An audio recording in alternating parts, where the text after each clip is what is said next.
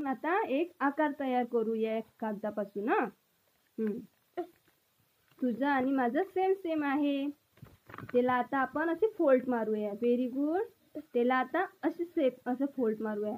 हा कोणता काही झाला अनु? Very good, circular. आता त्याला असे फोल्ड मार. फोल्ड मार अशी त्याला. अशी अशी अशी फोल्ड मार. या साईडने तुझ्या हात असं पकड. आता याला फोल्ड मार. या या या याच्यावर, या टोकावर अशी. या साईडनी. ही साईड आहे ना, ही अशी कर अशी.